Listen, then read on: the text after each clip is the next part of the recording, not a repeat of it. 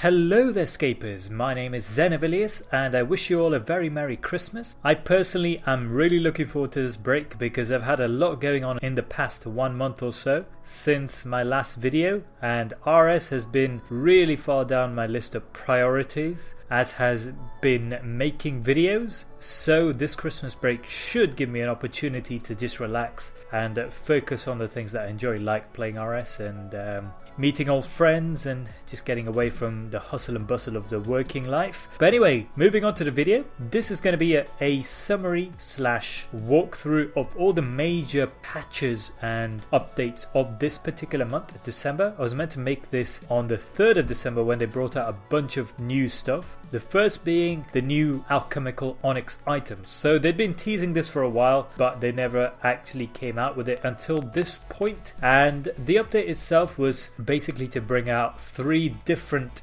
alchemical onyx items to add to the luck of the dwarves that has existed for about 20 months now, 21 months since March 2017. The first one is the alchemical onyx necklace. Now, I was actually planning to buy a bunch of fortunate components to make the alchemical onyx myself, because you need 50 fortunate components, and onyx and a few other components which I don't remember. But then I decided against it when it turned out that the fortunate component items were far too expensive. So I just decided to buy 3 alchemical onyxes, and I sold the few fortunate component items I did buy to my friend at a loss, but oh well, hopefully it helped him out. So this video is mainly thanks to him because he talked me through the update. So each of the alchemical onyxes cost me 24.7 mil. Only one of them can be made without any invention level requirements. Obviously you can buy them all from the GE, but if you want to make them, then you need 107 invention to make the alchemical onyx, and you also need 91 crafting to make the alchemical onyx necklace, and then 87 magic to enchant it. And that will give you probably the most useful out of the 3 items, the Grace of the Elves, which has a multitude of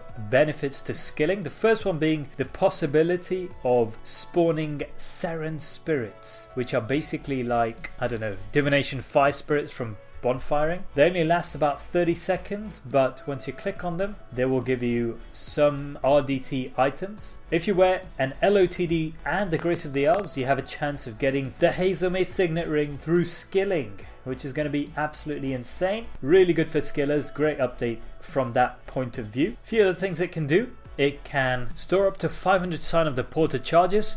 Now, this is actually kind of annoying because you can't turn this feature on and off. It will just stay on as long as you equip your Grace of the Elves, which is really annoying, but at least it is something that exists. I guess you could make 2 Grace of the Elves, one with Sign of Porter charges, one without. But it is a pretty good feature. 500 is a lot, so you can basically stay at skilling spots for a long time. Also reduces, actually halves the prayer drain rate of Chronicle Absorption, Lightform and Superheat Seren prayers, which is pretty useful if you use those extensively. And it can teleport to where your skilling portals are attuned to inside the max skill garden. So all in all, it's a very useful item. You basically want to wear it all the time if you're doing skilling along with the LOTD, and who knows, you might get yourself a HSR. The next one's called the Ingenuity of the Humans. It is basically a sigil with 1000 charges. It requires 114 invention to discover and a bunch of components as well as the alchemical onyx to make. It degrades with use and requires fortunate component to recharge. Yes, so this gives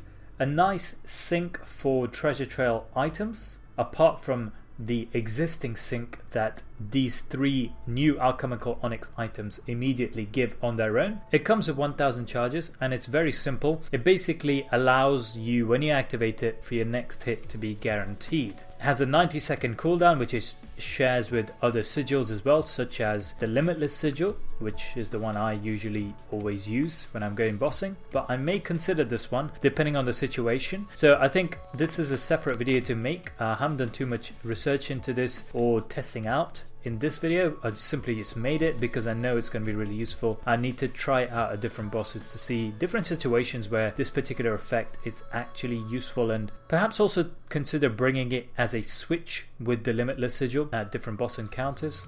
depending on when you might need it. The other one is called the Passage of the Abyss. Now, this is actually a pretty complicated one despite how simple its effects are. It's basically something that holds 6 different types of jewelry and loads of charges of each of these types. 5,000 charges, I think. Yes, 5,000 charges. 5,000 teleportation charges. Now, this was really confusing to me. It took me a long time to figure it out, but basically these 5,000 charges are completely separate and unlinked from the number of charges you put in when you add the jewelry.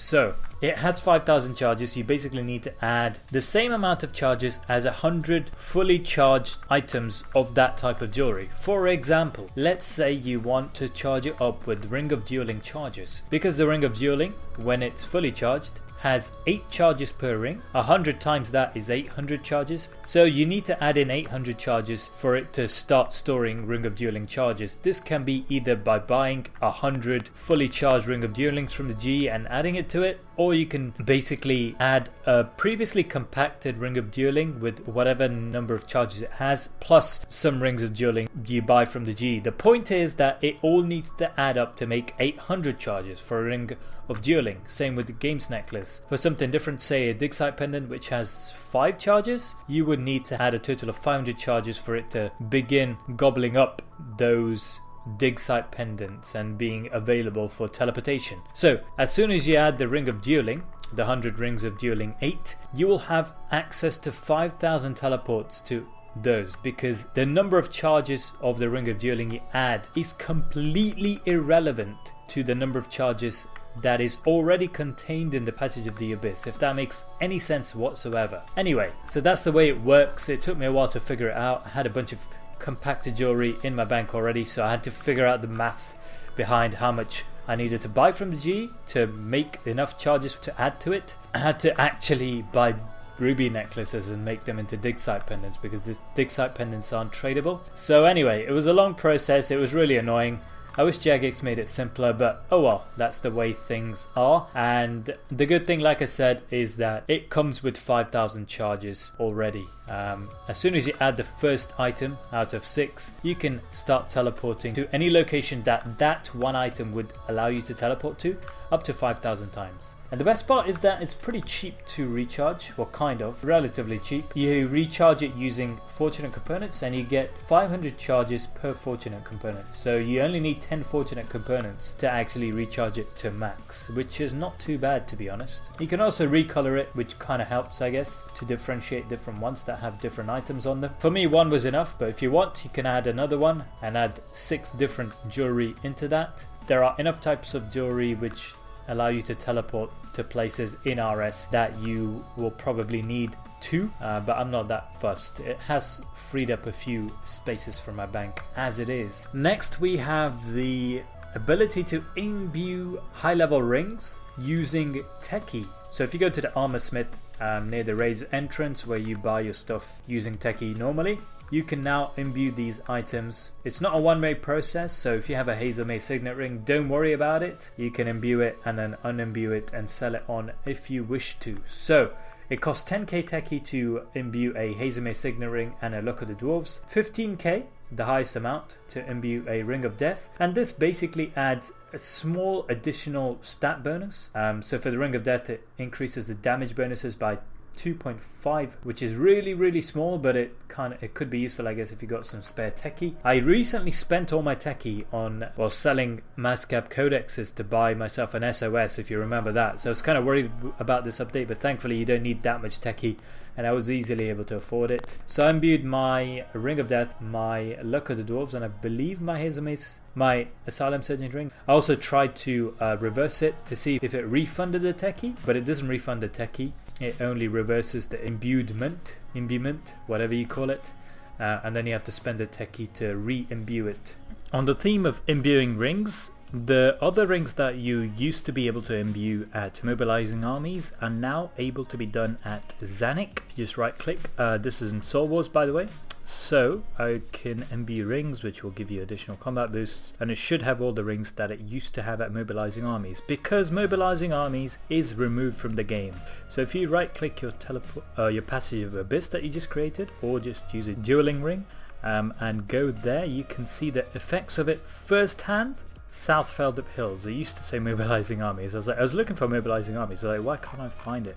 It's because it doesn't exist anymore. So that kind of makes sense. They did remove it entirely. So rip my mobilizing armies trim requirement guide. I'm going to say outdated. I'll still keep it there for those people who want to remind themselves of how it used to be before they removed it. But it's all gone now. So you still got the ranks and stuff, just for, I guess, aesthetic purposes. You can still get the titles and the cosmetic outfits using the Thaler store.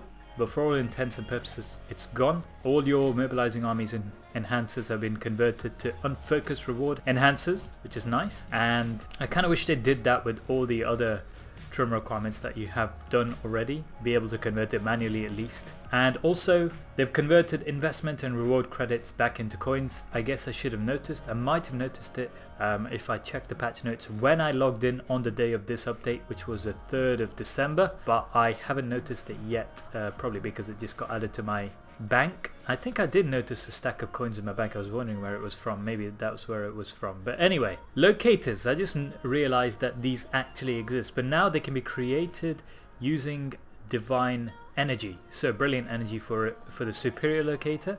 I'm going to do that. You need 400 brilliant energy in one of these. I've got the adamantite rock, so I'm going to do that. I don't even know how this works. Number of charges left, 50. You can replenish charges using 4 brilliant energy per charge. Nice. Let's locate some runite ore. Ah, okay. Nice. I think it might teleport me to the wilderness where the runite ore is. So that's how they work. Awesome. I guess they were only obtainable through mobilizing armies before this. You no longer have to actually type in the dose version when you're decanting things. You can now select it using a menu, which I'm not sure. It's kind of useful, I guess, but not really at the same time. I guess they're trying to standardize things. You can also now use the ethereal heads to teleport to the latest place that you teleported to using the wicked hood. So that's an option now. If I click that, it should hopefully... Right, I haven't teleported to the rune altar for a while, so that kind of won't work. But if I activate it and I teleport to the soul altar, for instance, not the soul altar, where is this? Astral altar. If I teleport latest again, it should hopefully teleport me here. Nice, that's awesome. Dig site pendants will now allow you to check all the options out without having to go through an extra interface. Previously this wasn't the case. I put all my dig site pendants into my Passage of the Abyss. I don't have any more. So I had to buy this ruby necklace and I'm going to enchant it, and hopefully when I right click it, it should give me all the options. Nice. So I don't have to go through another interface, which is kind of handy, I guess, but that's going straight to my disassemble. RIP. The next thing is probably one of the more useful small patches, I guess, the Trowel quiver. Now if you teleport using it, you now have unlimited teleports almost everywhere except the death altar, and more importantly you can use keybinds, so it tells you what keybind goes to where. I tend to usually only go to this one, so I'm going to press 8, should hopefully teleport me there. I need to do my motherload more, so I'm going to go and do that, as well as buy some of these vials for my partial potion producer. So there we go, I'm going to go do that. Apparently previously there was an issue where if you used the max skill teleport options from the Grace of the Elves, there was some kind of issue. I'm not sure what it was, but as a safety check they've added a quick teleport animation to the Grace of the Elves when using max skill portal teleports. So these are my 2 max skill portal teleports. Sorry, I cannot take you. Oh no. Let me bank this. So let's try that. Hopefully it's... looks like it's a quick teleport animation. Can't really tell. Also, it shouldn't allow you to teleport to the runespan from the runespan using the Grace of the Elves, but it does? What? What? What? Mind blown. There goes that. While we're on the subject, apparently Seren spirits will now only spawn for the players who actually spawned them, will only be clickable. Previously anyone could click them. Obviously that was not as intended. Also, there were some activities that would cause Seren spirits to immediately disappear rather than wait 30 seconds. I was definitely experiencing this when I was doing some Arc stuff, so they've apparently fixed that, which is good. The bank at Death's office has now been turned into a healing area, which is extremely handy. As you can see, my health is going up. I spent a lot of time here, as you might have guessed already, so it's going to be very useful. I'm just going to bank stand here, to be honest. Okay, one little update that a few people might find nostalgic is that now you can change the map icons on your world map to be legacy. So if you go to settings, gameplay, legacy modes, miscellaneous, and click on legacy map icons, you can see the difference. So if we open up the world map as it is right now, okay, let's get out of here and then open it, shall we?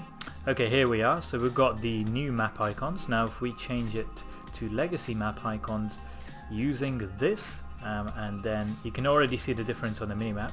Yeah, it's definitely nostalgic, guys. It's been a while since I saw these, and now you should be able to see the legacy ones.